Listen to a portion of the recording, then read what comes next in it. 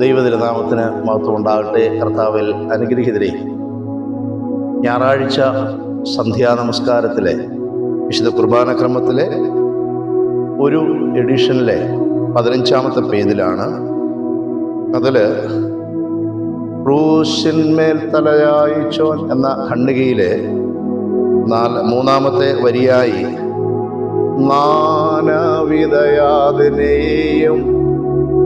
ഇവിടെ 2 കാര്യം ശ്രദ്ധിക്കണം.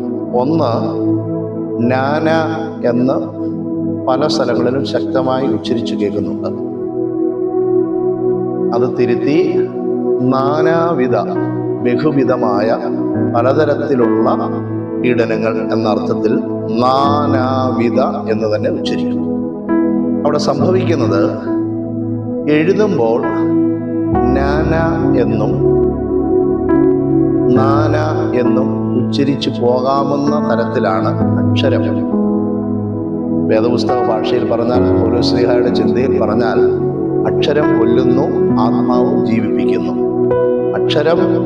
അക്ഷരമെന്നാണ് അതിനെ വിശേഷിപ്പിക്കുന്നതെങ്കിലും, അക്ഷരമില്ലാത്തതാണെങ്കിലും അതിന് സ്വയമായി ഉച്ചരിക്കാനുള്ള ശക്തിയില്ലാത്തതുകൊണ്ട് അക്ഷരത്തെ ആത്മാവ് കൊണ്ട് ജീവിപ്പിച്ച് അതിനെ തെറ്റുകൂടാതെ ഉച്ചരിക്കണം. അപ്പോഴാണ് എഴുത്തിന് ഒരു വാഗ്മയ രൂപം ഉണ്ടാകുന്നത്. ഒരു വാക്കിൻ്റെ തുടക്കത്തിൽ ന എന്നെഴുതിയാൽ അത് ന ആയി ഉച്ചരിക്കരുത്, ന എന്ന് തന്നെ ഉച്ചരിക്കും. അതുകൊണ്ട് അത് പ്രത്യേകം ശ്രദ്ധിക്കണം.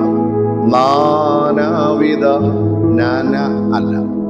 ദൈവം എവരെയും അനുഗ്രഹിക്കട്ടെ.